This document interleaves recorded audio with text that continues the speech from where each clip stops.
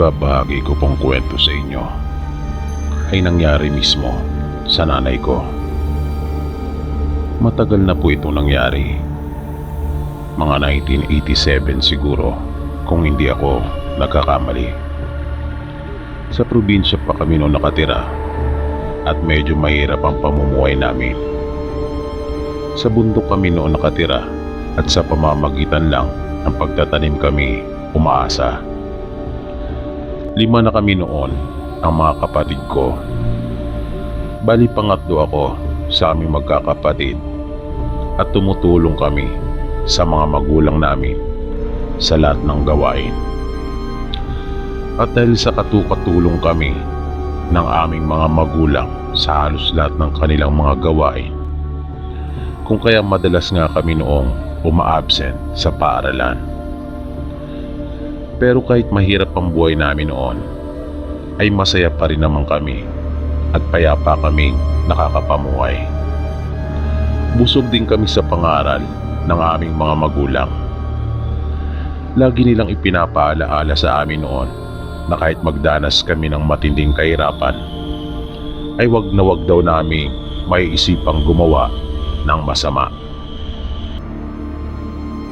Madalas kong marinig sa mga magulang namin na huwag kaming gagawa ng anumang masama sa aming kapwa. Pero minsan ay napapaisip din talaga ako kung bakit ganon. Bakit mayroong mahirap at bakit mayroong mayaman. Kapag nasa paaralan kasi ako, nakikita kong iba kong mga kaklase na magaganda ang kanilang mga gamit, pati na rin ang kanilang mga pananamit. Samantalang ako noon, puno na ng dagta yung damit ko. Tapos yung bag na ginagamit ko pa noon ay lumang bayong na dating ginagamit ni nanay kapag nagpupunta siya sa bayan upang mamili. Yung tsinelas ko nga noon patid na at nilagyan lang ng alambre para magamit pa. Pudpud na rin ang mga ito kung kaya pareho ng may butas sa bandang sako. Yung lapis ko noon ay halos ayokong tasahan. Talagang iniingatan ko. Kahit minsan ay hindi rin ako pumunit ng kahit isang pahina sa notebook ko pag may naisulat akong mali. Basta maaari pang magawa ng paraan ang mali, ay gagawin ko. Pero kahit ganito ang uri ng pamumuhay namin noon, ay nakikita ko na napakamatulungin pa rin ng mga magulang namin. Wala man kaming pera, ay sa ibang bagay sila tumutulong. Tumutulong pa rin sila sa mga kababaryo namin na nangangailangan. Hanggang sa bigla na lang nagkasakit ng maluba ang tatay namin. Naratay talaga siya sa banig at hindi nakapagtrabaho sa bukid. At dahil sa wala namang kaming pera, kung kaya hindi namin siya madala-dala sa paggamutan. Umasa na lang kami sa mga halamang gamot na ipinapayo ng albularyo doon sa amin. Isang araw, nagpaalam sa amin si nanay na aalis siyang sandali. Susubukan daw niyang humingi ng tulong sa kanyang mga kamag-anak doon sa kabilang bayan. Bali ginabi na noon ang uwi si nanay. Pagdating niya, napansin namin na para bang wala siya sa kanyang sarili. Pero hinayaan lang muna namin siyang makapagpahinga. Hindi na muna namin siya tinanong. Hinainan na rin namin siya noon para makakain. Pero nanatili lang siya sa kanyang kinaupuan at sinabing wala pa raw siyang gana. Nakita naming natulala si nanay at parang may malalim siyang iniisip. Hanggang sa bigla na lang itong umiyak. Kaya Nilapitan na namin siya at tinanong kung bakit. Hindi kaagad sumagot si nanay. Nagpatuloy siya sa kanyang pag-iyak. Nang medyo kumalma na siya, ay nagsimula na rin siya magkwento. Sabi niya, maaari na raw sana naming maipagamot si tatay. Ang akala namin ay nakapangutang siya mula sa kanyang mga kamag-anak, pero hindi pala.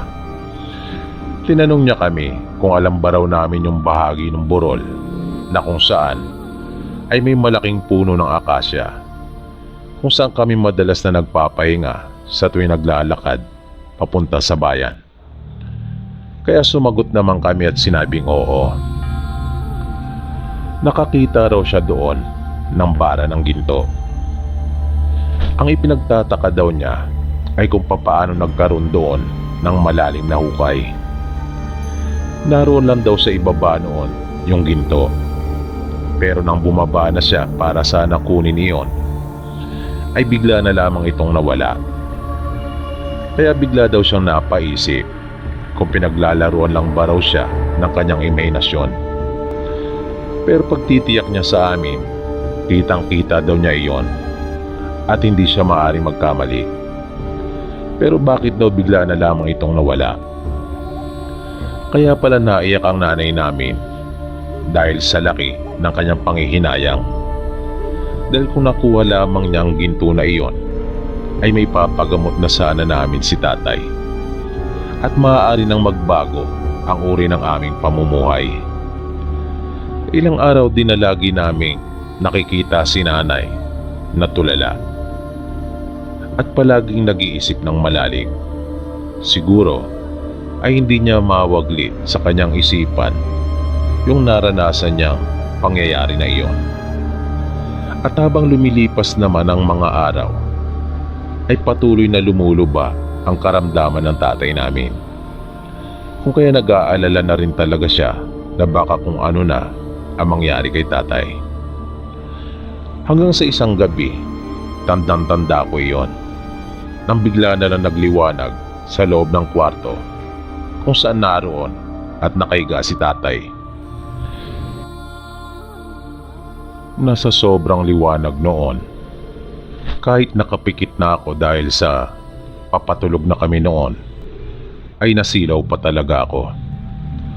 At nang puntahan namin doon si tatay sa silid, ay napansin namin ang naging malaking pagbabago sa kanyang mukha. Naging maaliwalas na at nakaupo na ito. Kwento ni tatay sa amin na naginip daw siya.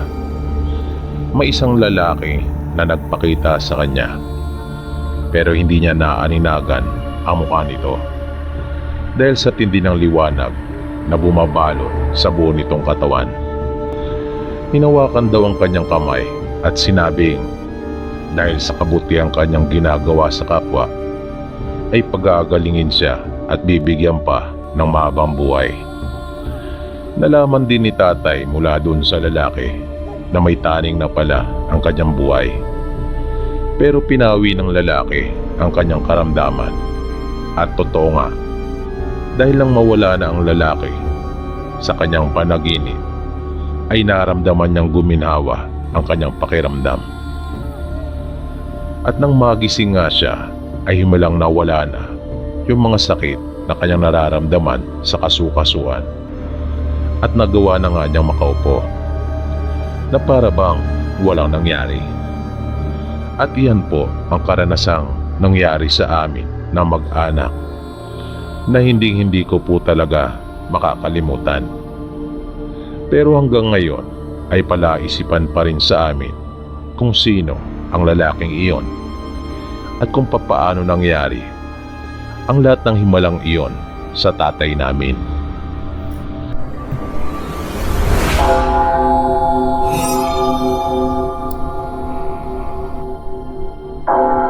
Ang ibabahagi ko pong kwento sa inyo ay naganap noon sa aming lugar. Matagal na rin po nangyari ito, pero parang hindi ko pa po nabasa o nakita na may nagkwento nito o kahit napabalita man lamang kahit saan.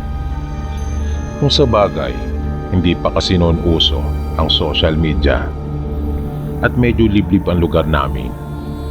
Lubang malayo sa kabiasnan. Hindi kasi pangkaraniwan ang nasaksiyan ng kuya ko noon. Mayroong kaming kanayo noon na itago na lang natin sa pangalang Lisa. Simple lang ang pamilya nila. Payak lang rin ang kanilang pamumuhay katulad sa amin.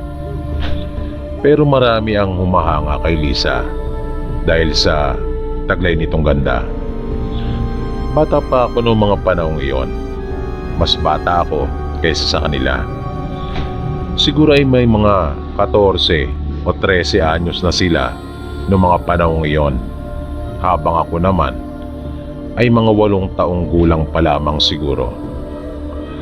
Nagsimula ang mga kakaibang pangyayari sa amin nang kumalat sa lugar namin ang balitang nagdadalang tao si Lisa. Labis iyong pinagtaka ng mga tao sa amin. Hindi dahil sa napakabata pa niya para mabuntis. Dahil noong mga panahong iyon naman ay maaga talagang nagsisipag-asawa ang mga tao doon sa aming probinsya. Ang ipinagtataka ng mga tao ay kung paano itong nabuntis nang wala naman itong napapabalitang nobyo. Kwento ng mga magulang niya, madalas daw na mawala ang kanilang anak na si Lisa sa bahay. Pag kanila naman itong kinakausap, ay marami itong dinadailan at talatang hindi nagsasabi ng totoo. Medyo nabahala sila kasi kadalasan ay umaalis ito ng kanilang tahanan ng gabi at alanganin ng oras. Kaya kanila na lang itong binantayan. At napansin nila na bumabangon ito at lumalabas ng kanyang silid na para bang wala sa kanyang sarili. Nakita pa nga nila itong nakapikit. Naglalakad daw ito ng tulog. Paglalarawan pa nila. Nang hindi na nakakalis ng bahay si Lisa dahil sa ginawa nilang pagbabantay, ay nararamdaman naman nila na para bang mayroong ibang tao na umaakyat at pumapasok sa silid nito. Pero kapag kanila namang tinitingnan ng kanilang anak, ay mag-isa lang naman ito doon at wala silang makita na ibang naroon sa silid. Hanggang sa nagdalang tao na nga lang ito ng biglaan. Pero marami ang nagsasabi na may lihim daw itong nobyo at malamang ay ayaw lang panagutan o di kaya naman ay hindi lang sang-ayon at tumahad lang ang mga magulang ng lalaki. Kaya gumagawa lang daw ng kwento sila Lisa. Pero ang iba naman, lalo ng pamilya namin, ay sinasabing maaaring hindi tao ang nakabuntis sa dalaga. Naniniwala kami sa kwento nila. Pero malalaman din ng mga tao doon sa aming lugar kung sino sa dalawang panig na nagbibigay ng kanya-kanyang opinyon ang nagsasabi ng totoo at magkakatotoo ang hinala. Mabilis na lumipas ang mga araw at buwan. Dumating na ang araw ng kapanganakan ni Lisa. Nagsilang ito ng isang malusog na sanggol, isang batang lalaki. Naging normal naman ang kanyang panganganak, pati ang sanggol na kanyang isinilang. Walang kakaiba sa itsura at panlabas na anyo ng bata. Kaya noong mga panahong iyon ay lalong lumakas ang kutob ng mga tsismoso at tsismosa sa amin na naanakan nga lang ito ang lihim niyang nobyo. Iyan na ang naging paniniwala ng karamihan. Iilan na lamang kami ang naniniwala sa kwento ni Lisa at ng mga magulang niya na may kababalagang nasa likod ng biglaan nitong pagdadalang tao. Pero mula nang ipanganak ni Lisa ang kanyang sanggol, ay hindi pa ito nakita ng mga tao doon sa aming lugar. Tanging ang kumadro na lang ang nag-iisang ibang tao ang nakakita dito.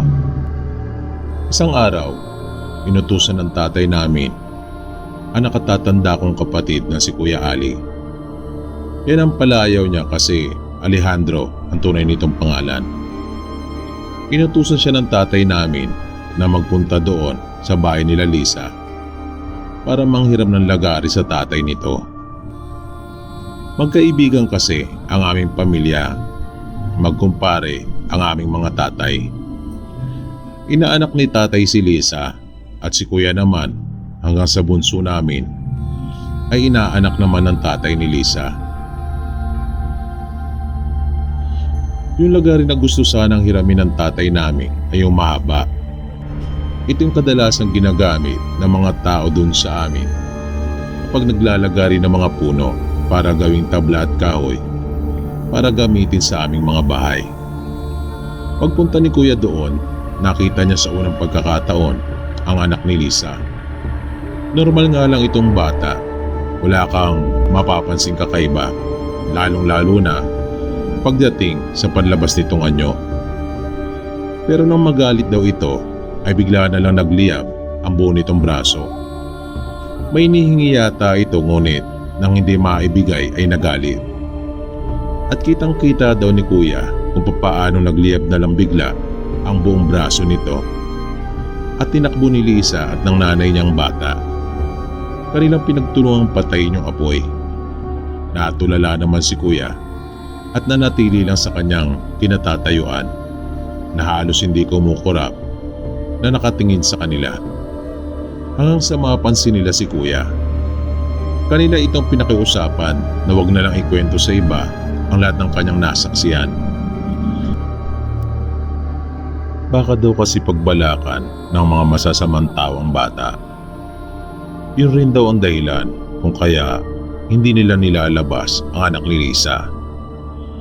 Kaya pala nang tinititigang mabuti ni kuya yung bata, ay napansin niyang may mga peklat ito at may mangilan-ngilan pang sugat. Nakaramdam siya ng matinding awa para sa bata. Sabi ni Lisa, nahihirapan din sila sa sitwasyon ng kanyang anak. Dahil sa bata pa nga kung kaya hindi pa raw nito kayang kontrolin ang sarili, partikular na ang kanyang emosyon. Nang mabaling ang atensyon ni kuya sa ibang bahagi ng kanilang bahay, ay napansin niyang may mga bakas ito ng sunog, lalong-lalo na yung kanilang mga dingding. Pero hindi rin nagtagal ang buhay ng bata. Dahil lang minsan magpunta sa bahay namin ang tatay ni Lisa para humingi ng tulong, ay nalaman namin na nasunog ang buong katawan nito. Nakiusap sila sa amin na wag na lang ipaalam sa iba at nagpatulong sila para gumawa ng ataol upang mailibing ng lihim ang mga labi sa katawan ng bata doon sa likod ng kanilang bahay.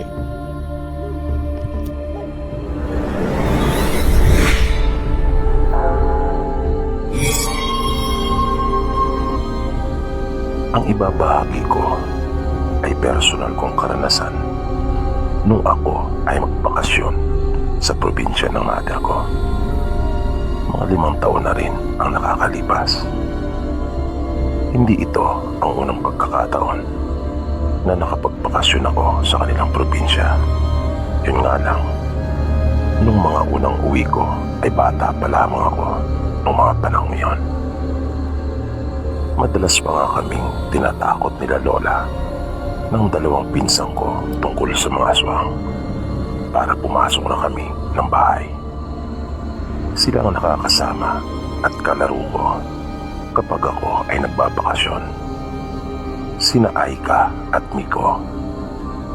Magkapatid sila at kanila lolo at lola nakatira. Hiwalay na kasi ang kanilang mga magulang. Bali ang nanay nila at nanay ko ay magkapatid. Bago ako nakapagbakasyon noong taong 2015, ay matagal na panahon na rin na hindi ako nakauwi. Kung hindi ako nagkakamali, ay halos may 10 taon na rin. Kaya medyo excited ako. Yun nga lang ay wala na ang lolo ko. Aking si Lola na lang at yung dalawa kong pinsan ang naroon sa kanilang bahay. Mabait pa naman ang lolo ko. Lagi kami nitong inuuwian noon ng bayabas at iba't ibang prutas na makikita niya sa daan. Marami naman kaming mga kamag-anak doon sa side ng mother ko. Halos lahat kasi ng mga kapatid niya ay doon nanirahan. Ang mga nanay lang namin kasi nila Miko ang naglakas ng loob na magpa-Maynila upang doon magtrabaho. At doon na nagkaroon ng pamilya at nanirahan. Yun nga lang, nagkaproblema ang mga magulang nila Aika at Miko. Kung kaya, inuwi sila ng kanilang nanay doon kanila lola. At pinapadala na lang sila buwan-buwan. Tawid dagat din po ang sa kanila nanay, Sir Bibi. Ilang araw din ang itinatagal ng biyahe sa barko. Pwede naman sanang mag-eroplano pero mas gusto kong bumiyahe sa barko. Kung kaya, mas pinipili ko iyon. Mahilig kasi akong makipagkilala at makipagkwentuhan sa mga tao, lalong-lalo na sa mga estranghero. Kaya bagaman mahaba at nakakapagod talaga ang biyahe, ay naiibsa naman iyon dahil na rin sa nakakalibang ang makakita ng magagandang tanawin at magkaroon ng mga bagong kakilala. May ilan akong nakilala sa barko at isa na dito si Glenda, na isang bayan lang ang pagitan mula sa bayan na pupuntahan ko. Nang masapit ko ang bahay nila Lola ay paggabi na. Nagulat pa ako nang siya lang ang aking abutan. Ibang-iba yung aking inaasahan. Kapaligtaran nung mga unang pagbabakasyon ko. Sapagkat kung dati-rati ay masigla at punong-puno ng saya, nang dumating ako nung araw na iyon kanila Lola, ay parang napakalungkot. At bakit ganon? Tila ba walang taong nakatira sa bahay nila dahil napakasukal ng kapaligiran. Kung kaya talagang nanibago ako.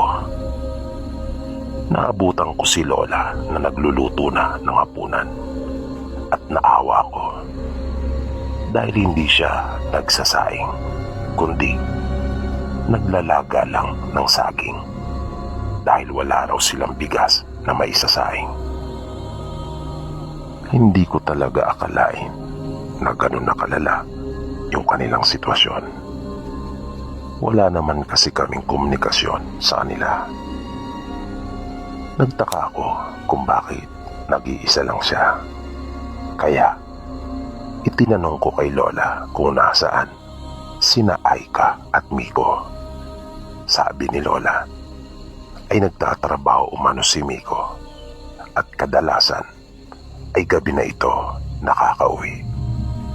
Pero pagkaminsan ay hindi na raw ito umuwi pa at doon na natutulog sa bahay ng kanyang pinagtatrabahuan.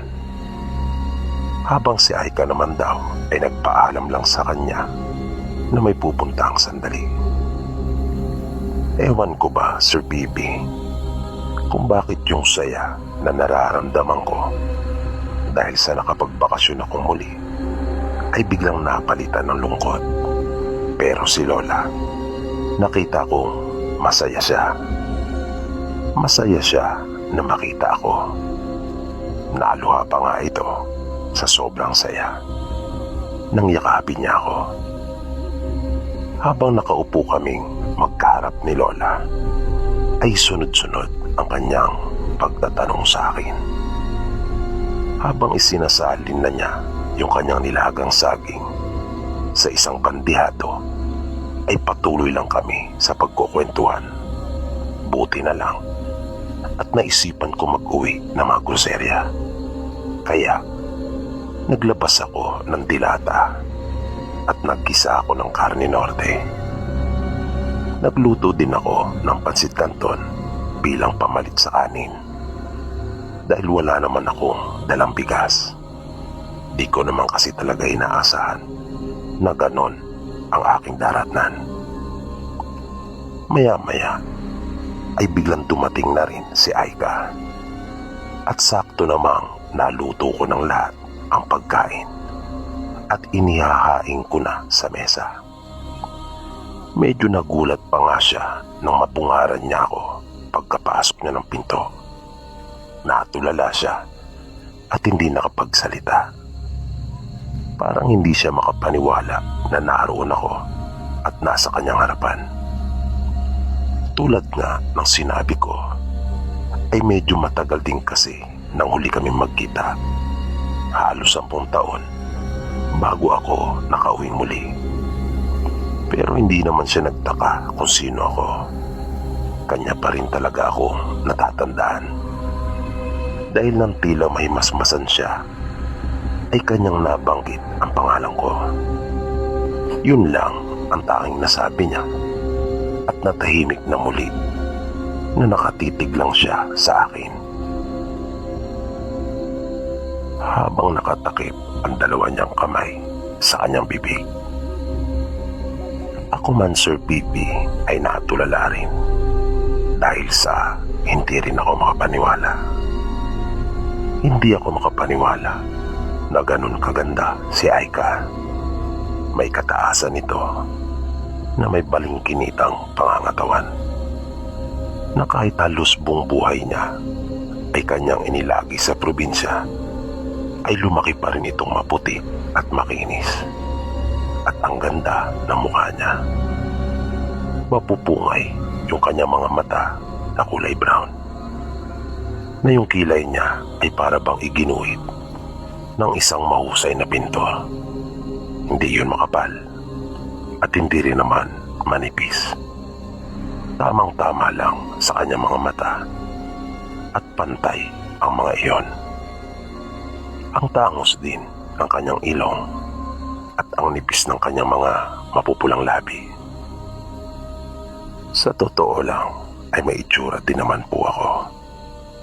Kung yung unggoy nga po may itsura, biro lang po sir, pero ang ibig ko pong sabihin maganda din po akong lalaki.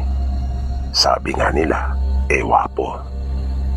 Wapo din daw po ako. Silent G. At sa campus naman, ay marami din naman akong nakikitang mga magaganda at matatangkad din sila. Pero ewan ko ba kung bakit parang nabato-balani ako sa pinsan kong si Aika. Para akong na-starstruck talaga sa kanya. Di po ako nag-exaggerate nang sabihin ko pong na-starstruck po ako sa kanya. Kasi may star quality po talaga siya. Nakakabigani talaga ang pinsan ko. Nagising lang kami sa tila ba mahimbing namin na pagkakatulog nang aming marinig si Lola at sinabing na paano ba raw kaming dalawa. Para daw kaming natuklaw ng ahas.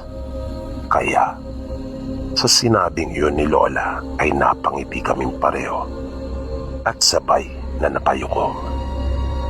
Pag-angat muli ng aming mga mukha ay muli kaming nagkatitigan at ewan ko ba kung anong meron sa kanyang mga mata na para bang nawawala ako sa aking sarili at natutulala tuwing mapapatingin ako sa kanya. Magkakasabay kaming kumain nila Lola nung gabing iyon.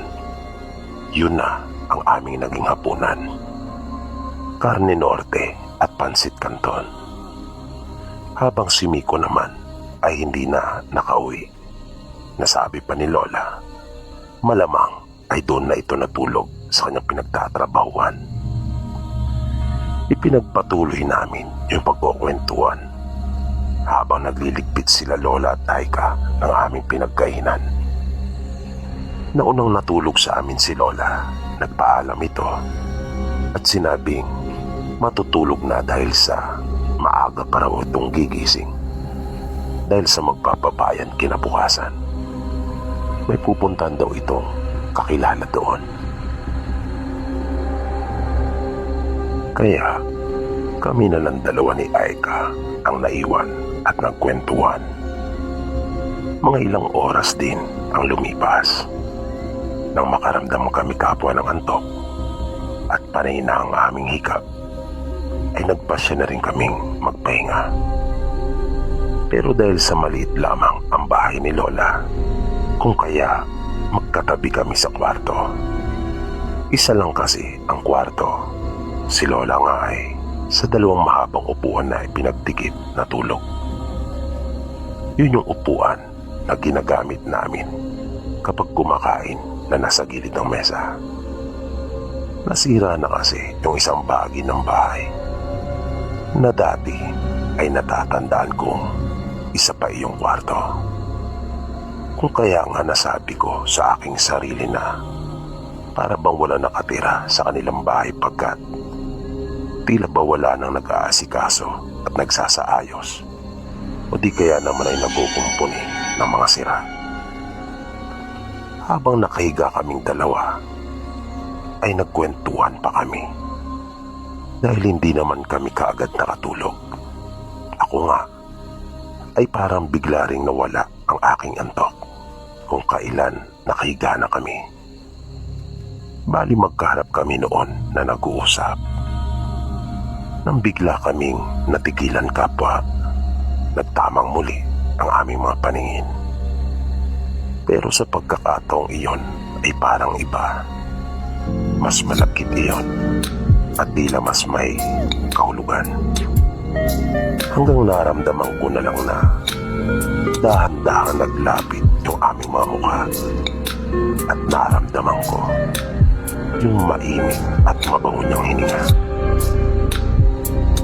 Hanggang sa maramdaman ko na mismo yung kanyang mga labi nang tumampi sa akin. Kumanti na rin ako ng halik at niyakap ko siya. Naramdaman ko na rin yung kanyang mga kamay na yumapos sa katawan ko. Mas naging mariin pa at mapusok yung aming paghahalikan. At tuluyan na nga kaming nakalimot pareho. Mabilis ang naging mga pangyayari. Hindi ko na po ididetali pa, Sir PB, dahil hindi naman po SPG ang channel nyo. At nakatulog na po kami noon. Pero ng mga madaling araw, nang maramdaman ko yung lamig ng saik na kawayan at simoy ng hangin, ay napayakap ako kay Aika pero wala akong naramdaman.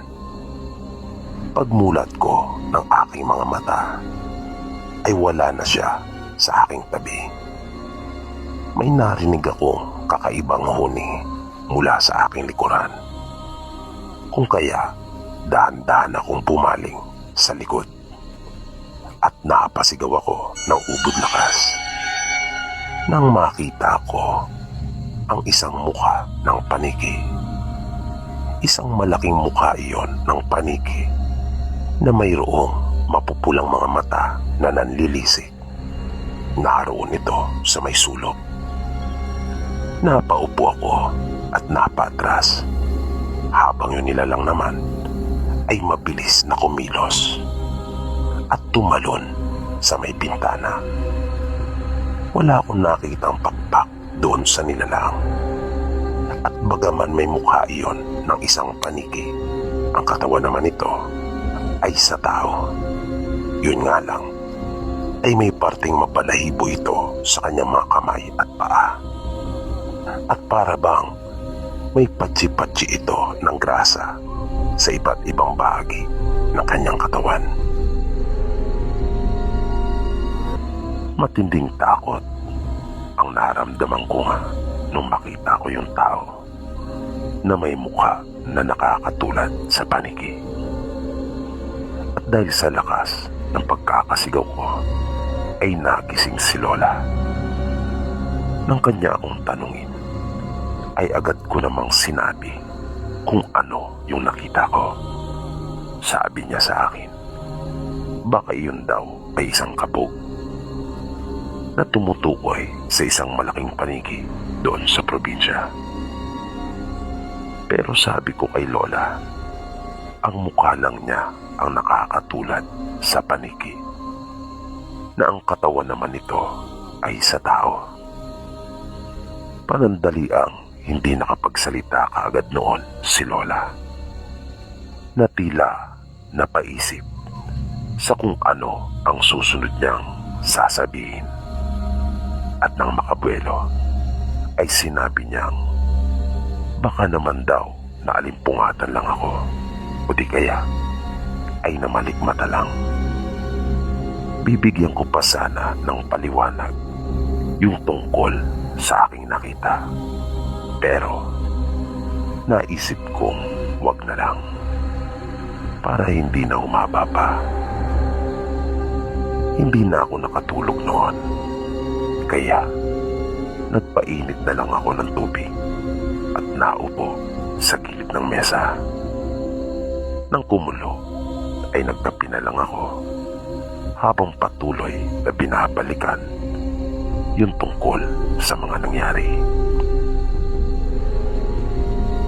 Makalipas ang ilan pang sandali, ay naramdaman ko ang pagdating ni Aika, kung kaya napatingin ako sa may gawing pinto. Biglang bumilis ang pagtibok ng aking puso. Agad kasing sumagi sa isip ko yung mga nangyari sa amin.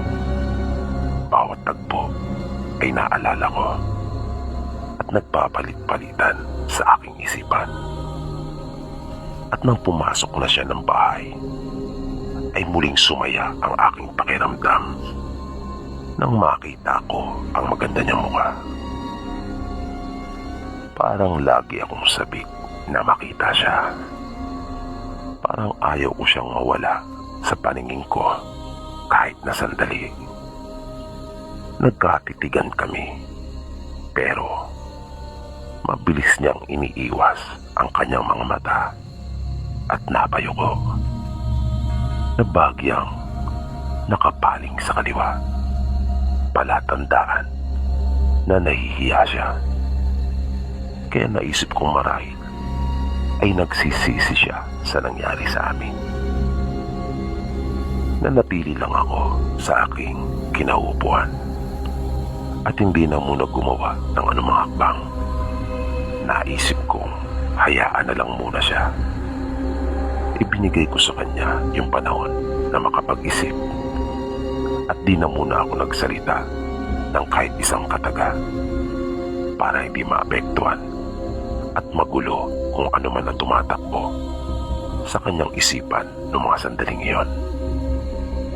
Pero nasabi ko sa aking sarili na wala akong pinagsisisihan sa namagitan sa aming dalawa, na kung bibigyan pa ako ng pagkakataon na maulit iyon sa amin, ay hindi ako magdadalawang isip.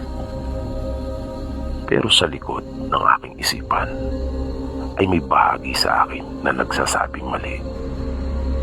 Ngunit hindi ko rin alam kung bakit mas nananaig yung pagnanasa ako sa kanya. Mali. Hindi lang yun basta dala ng makamundong nasa at init ng katawan. May kakaiba akong nararamdaman sa pinsang ko. Nakita kong pumasok siya sa silid na iniwasan niya talagang tumingin sa akin. Hinayaan ko lang muna siya. Ibinaling ko na muna ang aking isipan sa ibang bagay habang patuloy kong inihigop ang aking kape. Naisip kong mamasyal sa mga susunod na araw at mas maganda na mas magiging masaya kung makakasama ko si Aika. Nakapabuntong hininga ako ng malalim. Pagkat kahit ituong ko sa iba ang aking isipan, ay pilit na naisasali pa rin at sumisingit si Aika. Mahal ko na nga yatang talaga ang pinsan ko. Hanggang sa naisip kong siya nga kaya ang pinakadahilan kung bakit ako nagbalak na umuwi. Napilit ko lang itinatanggi iyon sa aking sarili.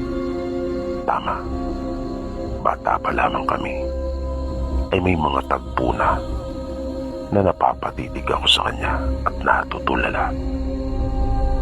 May mga pagkakataon nung kabataan namin na habang naglalaro kami ay para bang bumabagal yung pag-ikot ng mundo habang pinagmamasdan ko siya, na para bang ang lahat ay bumabagal habang pinagmamasdan ko yung kanyang maamong mukha at matamis ng ngiti. Tama, noon pa man ay may nararamdaman akong espesyal para kay Aika, at ganun din naman siya. Madalas ay inaalaala niya ako. Kapag kakain na, ay una niya akong tinatawag at mayroon na akong pinggan at kutsara sa paborito kong pwesto. Sa gabi naman, kapag matutulog na kami, ay maayos nang nakalatag ang panig ng kwarto kung saan ako nahihiga. Natigil lamang ang paggunita ko sa aming kamusmusan nang maagaw ang aking atensyon ng mga nagtitilaukang manok, at di nagtagal ay namasdan ko ang unti-unting pagpasok ng mga sinag ng araw na tumatagos sa mga putas na nasa dingding. Nakita ko si Lola at lumapit ito sa akin. Nagpaalam na ito at aalis na dahil pupuntahan nga niya yung kanyang kakilala sa bayan. At lumabas na ito. Tumayo na rin ako at inilagay ang tasa sa may lababo. Lumabas ako ng bahay at kasabay ng aking pagtingala ay iniunat ko ang aking mga braso pa itaas. Isa iyong napakagandang umaga. Ang sarap sa pakiramdam, lalo na at nanunuod sa aking pang-amoy yung sariwang hangin. Matagal na panahon din bago ko muling naranasan iyon. Parang ayaw ko nang bumalik pa sa Maynila. Parang gusto kong doon na lamang manatili nakasama si Aika. Kahit simpleng buhay lang, basta kasama ko yung taong pinakamamahal ko, na may sumasagi sa isip ko na tinatanong ako na kahit ba raw mali, at buong tapang ko namang sinasagot ito, oo, kahit pa mali. Maya-maya, mula sa nakakasilaw na liwanag na nanggagaling sa araw, ay natanaw ko sa di kalayuan ang isang taong paparating. Una kong napansin ang mahaba nitong buhok at maskulado ang kanyang pangangatawan. Dahil sa suot nitong damit, napit na hapit. Nang makalapit pa ito ay napangiti ako at napasigaw dahil sa sobrang tuwa. Si Miko. Sinalubong ko ito at agad kong inilahad ang aking kamay sa kanya. Nang nasa harapan ko na siya, ay napatingin pa muna itong sandali sa akin bago inabot ang aking kamay. Edward, kumusta? Yan ang matipid niyang bati sa akin. Sumagot naman ako sa kanya at sinabi kong mabuti naman. At ibinalik ko ang tanong sa kanya. Mabilis naman itong tumugon at sinabing ayos lang din naman at huminga pa.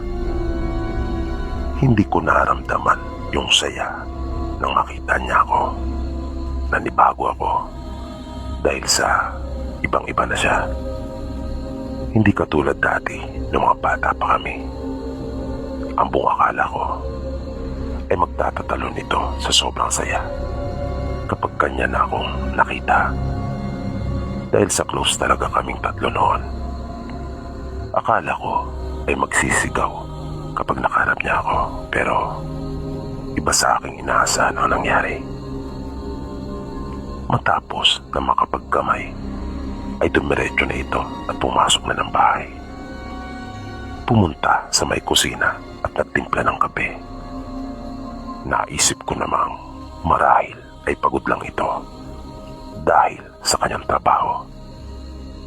Nang papasok na rin ako ng bahay, ay narinig kong pasinghal niyang tinawag si Aika at inuutosang magluto ng saging.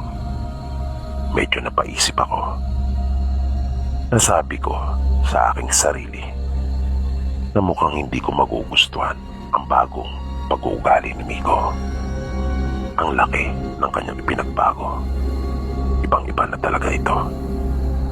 At nakita kong nagmamadali naman si Aika na tumalima sa utos ni Miko. Pagkatapos na makaluto ni Aika ay kumain na si Miko. Di nagtagal ay tumayo na rin ito at nagtuloy sa silid. Nahiga ito at natulog. Nilapitan ko si Aika at tinanong kung bakit ganon si Miko. Umiling lamang si Aika na para bang sinasabi niya na hindi niya rin alam. Na tila ba gusto niyang sabihin na ganon talaga si Miko. Na iyon ang totoong ugali. Naramdaman ko rin noon, Sir Bibi, na tila ba ilag pa rin sa akin si Aika. Hindi na siya komportable na makausap ako. Parang hindi na siya panatag sa akin. Kaya nang makahanap ako ng tiyempo, ay kinausap ko na siya at binanggit ang tungkol sa nangyari sa amin noong nagdaang gabi. Napayo ko ito at sinabing wag na raw namin iyong pag-usapan pa. Kahit kailan ay wag na raw namin banggitin ang tungkol doon. Isa daw iyong malaking pagkakamali na kanya na umanong pinagsisisihan. Medyo nabigla ako sa kanyang mga sinabi dahil sa hindi ko iyon inaasahan. Ang buong akala ko kasi ay may kaunti lang siyang pag-aalinlangan, pero mananaig yung nararamdaman niya para sa akin. Ngunit nagkamali ako. Para ako napahiya na hindi ko maintindihan. Para bang nasa aking lahat ng sisi ng ginawa naming mali. Nakaramdam ako ng matinding guilt sa sarili ko, sir. Kaya naisipan kong umalis na muna. Nagpunta ako doon sa paborito naming puntahan noong mga bata pa kami. Isa iyong talon na paborito naming paliguan noon. Halos mahigit kalahating kilometro ang layo noon mula doon sa bahay nila Lola. Medyo nahirapan pa akong tuntunin ang daan papunta doon dahil sa marami na ang ipinagbago. Pero laking gulat ko nang akin nang marating iyon. Wala na ang dating nitong ganda. Nasira na dahil sa iyon ay gumuho. Para iyong katulad sa mga pangarap na unti-unti ko nang binubuo para sa amin ni Aika, na bigla na lamang gumuho. Napaupo ako at napailing na lang sa panghihinayang. Nagpalipas ako ng ilang sandali at nagpasya na rin akong bumalik dahil sa hindi ko na rin matagalan pa na pagmasdan ang nasirang ganda ng talon. Pagdating ko sa bahay nila Lola ay nakaramdam kaagad ako ng kakaiba. Para bang napakatahimik ng paligid. At nang papasok na ako sa bahay ay nakarinig ako ng mga pag-ibi. Nagulat ako. Mayroong umiiyak. Bigla akong kinabahan pagkat si Aika iyon. kaya nagmadali akong pumasok. Nanggagaling ang mga pag-iyak na iyon mula sa silid, kaya doon na ako dumiretso. At nanlaki ang aking mga mata nang kitang-kita ko nakakubabaw si Miko kay Aika. Pinagsasamantala niya ang kanyang sariling kapatid. Napatingin silang pareho sa akin na nagulat. Napasigaw ako. Pagtayo ni Miko ay kanya akong pinalya at sinabing manahimik pagkat wala umano akong alam. Mabilis itong lumabas ng bahay na hinampas pa ang pinto at tingting. Tinulungan ko si Aika at niyakap. Umiiyak pa rin ito. Kinagabihan, nang tulog na si Lola, ay magkarap kami nag-uusap ni Aika. Nalaman ko mula sa kanya na matagal na umanong ginagawa iyon ni Miko. Tuwing sila lamang dalawa ang nasa bahay, hindi naman daw niya magawang magsumbong kay Lola dahil sa pinantaan siya nito na may mangyayari sa kanilang masama kapag kanya iyong ginawa. Nang bigla na lamang umuga ang bahay, sa pakiramdam ko ay para bang binangga iyon ng ilang baka at kalabaw dahil sa sobrang lakas. Ang akala ko pa nga noong uli ay lumindol, pero biglang yumakap sa akin si Aika. Paulit-ulit niyang sinasabi sa akin na naandyan na siya habang nakahawak siya ng mahigpit sa aking mga braso at pilit na isinisiksik ang kanyang mukha sa aking dibdib. Takot na takot si Aika.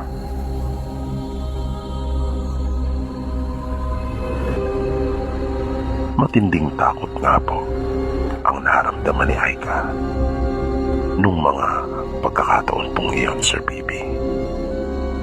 Nasabi ko po ito dahil sa kita ko sa kanyang mukha at mga reaksyon. Bukod dito, ay ramdam na ramdam ko rin po talaga iyon. Tinanong ko si Aika kung sino yung tinutukoy niyang naandyan na. Dahil paulit-ulit niyang sinasabi ang mga kataga na iyon. Napatingin siya sa akin at sinabing ang kanyang kuya Miko.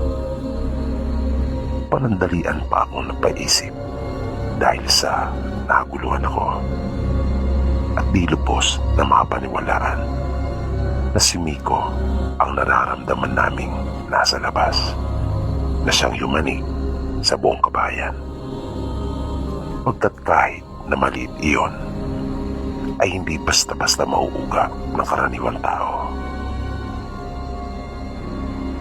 Kaya kinabahan akong bigla. Pero kahit na ganun na ang aking nararamdaman, ay tumayo pa rin ako at buo sa aking loob na ipagtatanggol ko si Aika at si Lola laban kay Miko. Ngunit nang silipin ko na ito sa bintana, ay nanlaki ang mga mata ko sa aking nakita. Naroon muli yung taong may ulo ng isang paniki at nagbabaga ang mga mata nito. Malakas din ang kanyang paghingal at paghinga sa ilong na para bang tulad sa kabayo. Nung mga sandaling iyon ay naging malinaw na sa akin ang lahat. Si Miko pala yung nakita ko nung madaling araw na iyon. At totoo ito na hindi ako namamalikmata lang o kaya ay isang guni-guni. Siya ay isa ng ganap na aswang. Kung bakit at paano ay di ko pa alam. Inalot na kaagad ang buong katawan ko ng matinding takot nung mga oras na iyon. Pero pilit ko pa rin itong pinaglabanan. Mula sa liwanag na nagmumula sa buwan, ay nakita ko siyang umikot sa kabilang panig ng bahay. Mabilis akong lumabas ang silid Nakita kong tumayo na rin si Aika at sumunod sa akin. Agad kong tinungo yung haligi sa likod ng pinto kung saan nakasabit yung itak. Wala naman akong balak na magkasakitan kami. Naisip ko lang na hawakan niyon para naman magdalawang isip siya at wag nang ituloy pa yung masama niyang pinabalak. Pero buo din sa aking isipan na kung sakali mang ituloy pa rin niya yung masama niyang tangka sa amin, ay gagamitin ko iyon para ipagtanggol ang aming mga sarili. Di nagtagal ay narinig na namin yung malakas na pagkalabog ng isang panig ng dingding. Kung kaya, mabilis na papihit ang aming mga ulo ni Aika at napatingin doon. Naisip kong marahil ay iyon yung naisip niyang paraan para makapasok. Dahil isinara naming mabuti yung dalawang pintana at pinto. Maya-maya ay nakita namin si Lola at nagtanong kung ano raw yung lumagabog na iyon. Mabilis na sumagot si Aika at sinabing nasa labas si Miko. Agad namang sumigaw si Lola at tinawag ang pangalan ni Miko.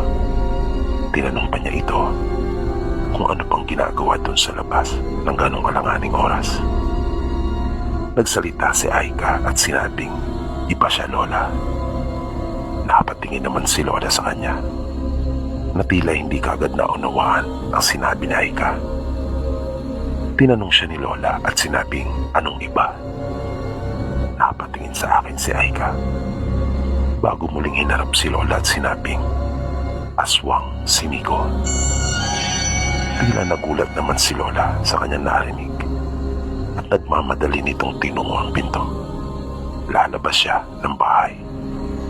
Kung kaya, sumunod kami. Pipigilan pa nga sana si Lola ni Aika pero nagawa na nitong makalabas ng pinto. Nagmamadaling tinungo ni Lola yung gilid ng bahay kung saan narinig yung malakas na pagkalabog na iyon. Pero wala na kaming naabutan doon.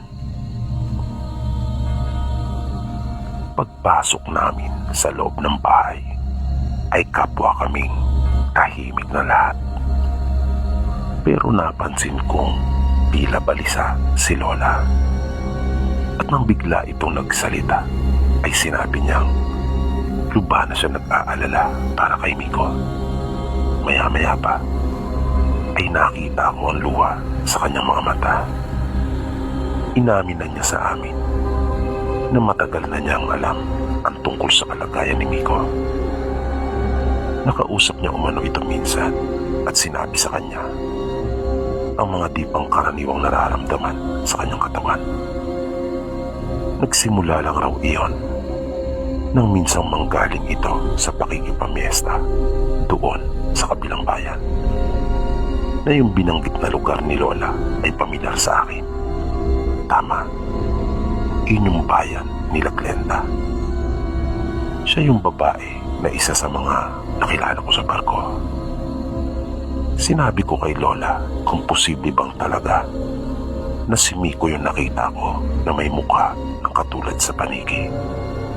Posible ba talaga na mangyari iyon? Na ang isang tao ay magbago ang anyo? Mabilis na tumugon si Lola at sinabing, oo. Noon pa man daw ay may mga ganun ang pangyayari sa kanilang probinsya. Pagkukwento pa ni Lola, sa maraming pagkakataon ay nasaksihan nila noong mga bata pa sila ang iba't ibang kababalagan sa kanilang lugar dulot ng mga aswang.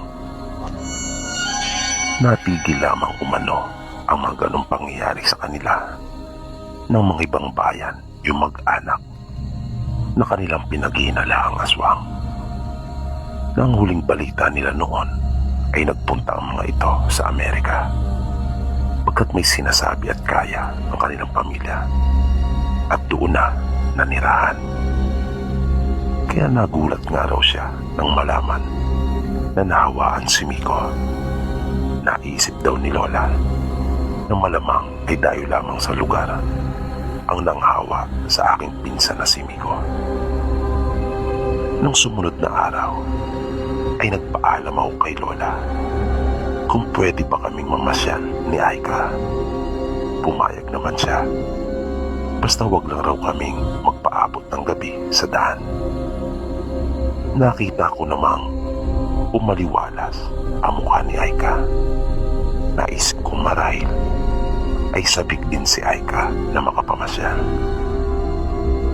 Nang makaalis na kami sa bahay at marating na yung pinaka-highway at nang mayroon ng signal, ay aking itinext si Glenda. Sinabi ko sa kanya na mamamasyal ako sa kanila at kasama ko ang aking pinsan. Tuwang-tuwa naman ito at parang di pa makapaniwala. Bago kami tumuloy sa kanila, ay nagpasya akong dumaan muna kami ng bayan ni Aika. Binilan ko siya ng bagong damit at mga gamit. At doon niya nasabi na kaya pala raw may dala akong bag na wala naman nakalagay na kahit ano. Pagkatapos naming makapamili, ay sumakay na muli kami ng jeep papunta kanila Glenda. At dahil sa hindi ko naman kabisado ang pagpunta sa kanila, na tanging sa cellphone lang kami nag-uusap, ay minabuti kong sabihin sa konduktor kung saan kami dapat na bumaba. Medyo malayo din yun sa kanila dahil ang bayan nila Lola ay luparing malaki katulad ng bayan nila Glenda. Idagdag pa na may isa pang bayan sa pagitan ng dalawang ito bago makarating sa kanila. Di naman kami nahirapan na tuntunin ang lugar nila Glenda dahil lang ihinto ng driver ang jeep sa udyat ng konduktor, ay nakita kong nakaabang na si Glenda sa gilid ng kalsada. Medyo nagulat pa nga ito nang kanyang makita si Aika. Magkakasama kami naglakad papunta sa bahay nila.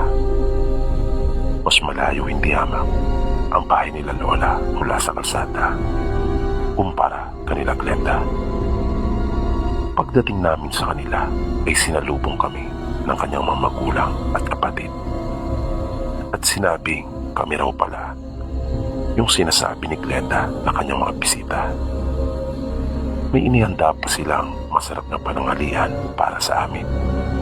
Tamang-tama naman iyon dahil ilang minuto na lang rin ay mag-aalas 12 na. Pagkatapos naming makapananghalian ay masaya kami nagkwentuhan doon sa kanilang balkonahe. Napapansin kong madalas ang titig ni Glenda kay Aika. Lumipas pa ang mga oras na ginugol namin iyon sa masayang pag-uusap. Hanggang sa magpaalam na kaming uuwi pagkatapon na. Ang oras siguro ng mga sandaling iyon ay mag-aalas 4 na. Sinabihan nila kami na doon na muna sa kanila matulog. Total naman ay minsan lang daw mangyari iyon at baka nga raw hindi na maulit pa. Tumanggi naman kami pero naging mapilit sila. At dahil na rin sa ipinakita nilang magandang pag-istima sa amin, kung kaya naman napapayag na rin nila kami ni Aika. At nakita pa namin na bumalik na ang isang kapatid ni Glendang babae kasama ang nanay nila na may dalang mga prutas para daw may panghimagas kami sa hapunan. Bali ipa-fast forward ko na po ng bahagya, Sir Pipi. Nung kumakain na po kami ng hapunan nung gabing iyon, ay may inihain silang isang putay sa amin ni Aika sa kalagitnaan ng amin pong pagkain. Nung una pa nga, akala ko ay dinuguan niyon dahil sa kakulay. Nakapasunod talaga ang aking mata ng kanilang ilapag iyon sa mesa. Na napansin kong maging si Aika ay naagaw na talaga ang kanyang atensyon. Narinig kong una nagsalita ang nanay ni Glenda at sinabing, amin daw iyon tikman dahil sa espesyal nila iyong putay at lubang masarap. Nagkatinginan pa kaming sandali ni Aika dahil sa totoo lang po ay ayokong kumain noon. Dahil kahit na dinuguan ay hindi talaga ako makain. Nitikman ito ay hindi ko talaga magawa. Nang magkatinginan kami ni Aika ay naramdaman kong ayaw rin niya iyong kainin. Pero muli ay naging mapilit sila. Napatingas si Glenda nung huli ay hinawakan pa ang kamay ni Aika at pinapasandok na pilit doon sa plato kung nasaan yung pagkain na iyon. Nang biglang nagbukas ang pinto, kung kaya halos magkakasabay kaming nakapatingin na lahat doon upang alamin kung sino ang dumating. At nanlaki ang aming mga mata na si Aika ay napabulalas pa nga ng malakas. Nang bumungad mula doon sa kanilang pintuan, si Miko. Nagulat nga po kami at nagtaka ni Aika nang makita namin si Miko na pumasok sa bahay nila Glenda. At sa paraan ng pagpasok nito ay tila ba sanay na ito doon. Dahil sa hindi na ito nangatok pa o kaya ay nagtawag sa kanila para labasin siya. Nakita ko rin ang pagkabigla sa mukha ni Miko, Sir PB. Marahil tulad namin ay nagtaka din siya kung bakit kami naroon at kung ano ang aming ginagawa doon ni Aika. At nang tila may masmasan, ay mabilis itong lumapit sa mesa at pinigilan ang kanyang kapatid na kainin yung pagkain na iyon na ipinipilit sa amin nila Glenda. Mahigpit ang kanyang pagkakahawak sa mga kamay ni Aika at matalim ang kanyang pagkakatitig kanila Glenda. Nang biglang pumaling ito sa akin at tinanong ako kung bakit kami naroon at kung ano ang aming ginagawa, hindi ako kaagad nakapagsalita. Sa halip ay narinig ko ang malakas at pasingal na sagot ni Glenda na sinasabing siya umano ang nag-imbita sa amin ni Aika. Mabilis namang tumugon si Miko na sinabing paano nangyari yon. At bago pa tuluyang uminit ang usapan ay sumingit na ako at sinabing nakilala ko si Glenda sa barko. Pagkasabi ko noon ay mabilis niyang hinila ang kamay ni Aika at inutusan niya itong tumayo at uuwi na raw kami.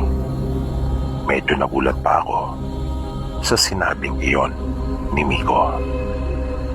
Dahil sa gabi na at tiyakong napakadilim na sa daan. Idagdag pa na wala nang bumabiyahe ng mga oras na iyon.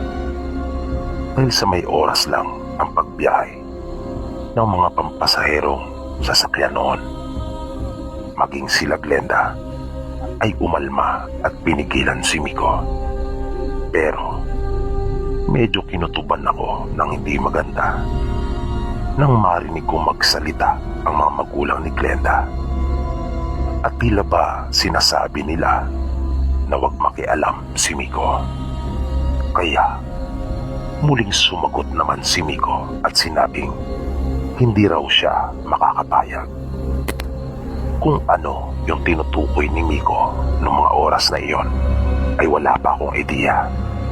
Pero ramdam ko yung matinding pagtutol ni Miko at buo sa kanyang loob ang sinabing kami ay uuwi. Kaya tumayo na rin ako mula sa aking pagkakaupo. Noong mga sandaling iyon, kahit pa alam kong aswang si Miko, ay nangibabaw yung pagiging magkatugo namin. Dahil mas nakaramdam ako ng takot kanila Glenda na nung mga oras na iyon ay parang biglang nag-iba ang kanilang mga ikinikilos. Gayon din ang pag-uugali. Parang naging bayulente ang mga ito at may naramdaman din akong bangis sa kanila. Basta, para bang bigla na lang nag-iba yung ihip ng hangin. Ibang-iba na yung mood at ika nga atmosphere. At bakit parang naging mabalasik din yung kanilang mga mukha? At matindi talaga yung paghangat nila na manatili kami doon. At nagulat na lang ako nang bigla pang sumampa yung isang kapatid na lalaki ni Glenda sa may mesa, na nakaangat pang bagya ang mga kamay nito at tumaangil, na para bang nababaliw ito dahil sa hindi na normal ang kanyang mga ikinikilos. Para na itong isang mabangis na hayop. At ganoon na rin ang mga naging muestra nilang lahat na naroroon. Kaya bigla nang kumabog ang dibdib ko, dahil parang nahuhulaan ko na kung nasaan kami. Nasabi ko pa sa sarili kong naloko na. Nasa pugat kami mismo ng mga aswang, na hindi ko man lang talaga napansin iyon nang kami ay dumating. Nung puntong iyon ay parang ayaw ko pang maniwala. Iyon yung naramdaman ko. Ganun pala minsan, kapag hindi mo matanggap ang isang pangyayari sa buhay mo, ay ayaw mo itong paniwalaan. Pilit mong kinukumbinsi ang sarili na hindi iyon totoo, na hindi iyon kasalukuyang nangyayari. Nang biglang hinawi ni Miko si Aika, dahilan para mapunta ito sa gawin niyang likuran. At katulad nila ay umangil din ito. Naloko na talaga. Tama nga ang kutob ko. Pakiramdam ko ay nabitag kami sa sapot ng gagamba, na anumang oras ay lalapitan na kami para kainin. Mabilis akong kumilos at pumunta rin sa gawing likuran ni Miko. Dahan-dahan kong kinapa ang pinto at mabilis ko namang nahawakan ang gilid noon. Biglang nagsalita si Miko at sinabing tinanggap umano niya ang ginawa nila sa kanya. Pero hanggang doon na lang daw iyon. Binalaan niya sila na wag nila kaming gagalawin ni Aika, dahil hindi talaga siya makakapayag. At dahan-dahan na kaming umatras palabas. Pakiramdam ko ay para bang nalambot ako. Nangatok na bigla yung mga tuhod ko. Grabing kaba talaga at matinding takot ang pumalot sa akin noon. Nakakahiyamang sabihin, pero iyan ang totoong naramdaman ko noon. Kulang na nga lang siguro ay maihi ako sa aking salawan. Lalo na nang masilip ko sila na bagya pang umabante at sinundan pa kami hanggang sa kanilang bakuran. Kinuha ko ang aking cellphone at binuksan ang flashlight noon. Inilawang ko ang aming daraanan. Nagmamadali kaming makalayo doon sa bahay nila Glenda. Kahit na humanga ako sa ipinakitang pagmamalasakit sa amin ni Miko, ay hindi pa rin maiwasan na magduda ako sa maaari niyang gawin sa amin ni Aika kapag umiral na naman at sinumpong ng kanyang pagkaaswang. Kung kaya habang sumusunod ako sa kanila, ay pasimple akong dumampot ng bato. Yun na lang ang tanging naisip ko na maaaring gamitin kung sakali mang sunggaban niya kami. Pero muling nabaling sa iba yung pansin ko nang marinig ko ang mga boses sa aming likuran. sila Glenda. Hindi ako maaaring magkamali. Boses nila ang mga iyon. Kanila pa rin kaming sinundan.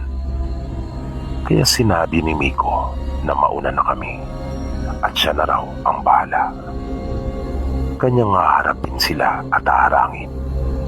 Sinabi niya sa amin yung tamang daan na dapat naming tahakin. Sa puntong iyon ay humanga ako sa pinsan kong si Miko. Hinawakan ko siya sa balikat at akin siyang tinanong kung sigurado ba siya sa kanyang gagawin. Hindi siya sumagot, sa halip ay tumangulang ito. Nung tumalikod na kami, ay nagmamadali na kami ni Aika. At narinig kong sinabi ni Miko na ako na raw ang bahala kay Aika. Ingatan ko raw ito at alagaan. Paglingon ko ay nakita kong nakalingon din siya sa amin. At ngumiti na tila ba pagpapahiwatig ng kanyang pamamaalam sa amin. Na kanya pang iniangat na bagya ang isang kamay. Na nung mismong sandali na iyon, ang tingin ko sa kanya ay yung batang si Miko. Tuwing pupunta kasi kami sa bayan noon at hindi siya kasama o di kaya ibabalik na ako sa Maynila, ay ganun yung paraan niya ng pamamaalam sa akin. Parang biglang kinurot yung puso ko noon, Sir Bibi. Parang ang bigat sa loob. Ayaw ko siyang iwan. Labag talaga sa kalooban ko, pero naisip kong wala naman kasi akong kakayahan. Isa pa ay naisip ko rin ang kapakanan ni Aika. At kitang-kita ko, sir, yung mga balahibong unti-unti na tumutubo sa kanyang mukha. Totoo po, Sir Bibi. Kitang-kita ko yan. Kaya napatunayan ko at mas lalo pang tumibay yung aking paniniwala na siya nga yung nakita ko nung unang gabi nang dumating ako na may mukha ang katulad sa paniki. At iniwan na namin siya. Nagmadali na kami. Tinahak namin yung daan na tumatakbo. Malayo ang nilakbay namin, pero wala sa bukabularyo namin ang huminto. Hanggang sa may nakita kaming isang bahay at bukas pa ang kanilang ilawan. Iminungkahi ni Aika na makituloy muna kami. Pero nagdalawang isip ako dahil lubharing delikado. Pagkat di namin alam kung sino ba ang mga nasa loob ng bahay na iyon. Dahil kasi sa mga nangyari ay parang nadala na ako na basta na lang magtiwala. Ngunit nagpaliwanag si Aika at sinabing wala naman daw kami ibabang pagpipilian.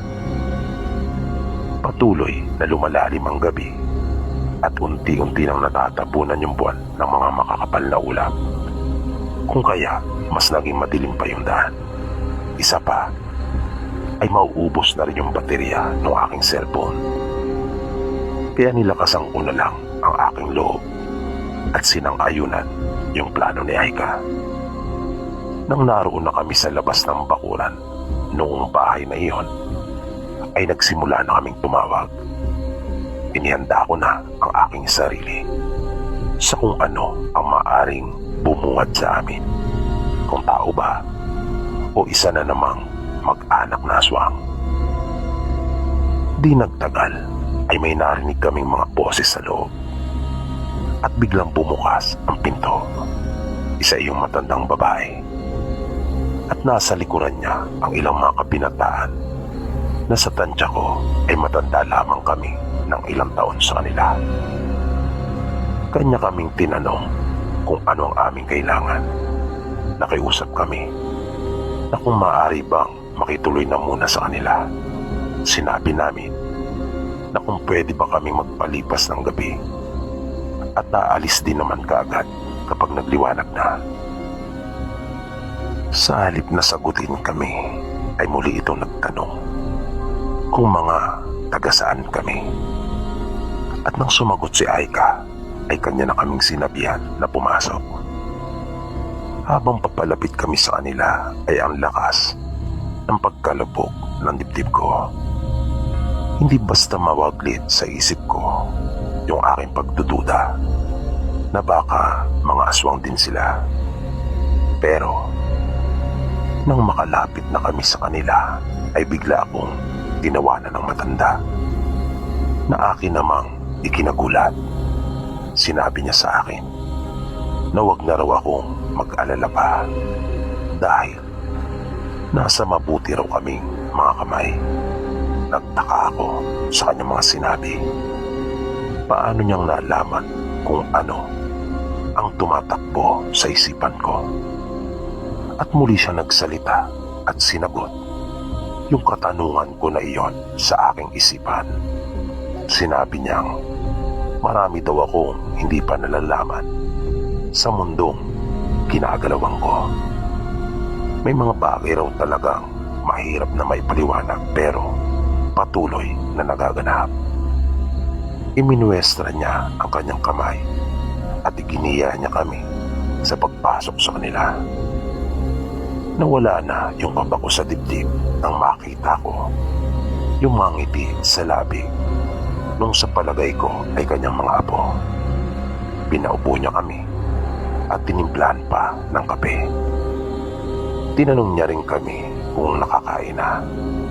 Matipid namang sumagot si Aika at sinabing tapos na.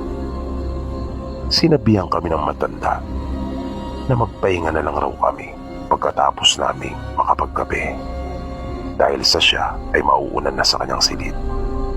Dahil pagal umano siya sa maghapon niyang paggawa, humingi pa ito sa amin ng paumanin dahil sa hindi na raw niya kami maaharap pa at pumasok na ito sa kanyang silid. At ganun nga ang aming ginawa. Matapos na makapagkape ay nagpahinga na rin kami ni Aika. Tinulungan kami ng mga apo ng matanda na maihanda ang aming hihigaan. Kinaumagahan ay hindi namin natupad yung aming sinabi sa matanda na pagliwanag ay aalis din kami kaagad ni Aika dahil sa tinanghali kami kapwa ng gising dahil na rin siguro sa pagod noong nagdaang gabi. Kaya humingi kami sa kanya ng paumanin. Mabait naman itong sinabi sa amin na wala namang anuman iyon. Niyaya pa nga niya kaming mag-almusal pero tumanggi na kami at sinabi kong kailangan na naming makauwi. Nagpasalamat kami sa kanya at maging sa kanyang mga apo. Naglakad na kaming muli ni Aika at bumiyahe na papalik kanila lola. Nang sapitin namin ang bahay ay mabilis kong iniayos ang aking mga damit. Nagtaka naman si Lola at Aika. Tinanong pa niya ako kung ano raw ang aking ginagawa. Sinabi ko kay Lola na babalik na ako sa Maynila. Nakita kong nalungkot si Lola at ganun din si Aika. Bigla akong sinabi kay Lola na maaari ko bang isama si Aika sa pagbalik ko sa Maynila. Nagulat silang dalawa sa sinabi ko. Pareho nilang hindi inaasahan niyon. Sinabi ko kay Lola na may nangyari sa amin ni Aika at nagmamahalan kami. Parang gusto pa akong pigilan ni Aika na ipagtapat lahat kay Lola pero hindi ako nagpaawat. At sinabi ko ang lahat ng gusto kong sabihin.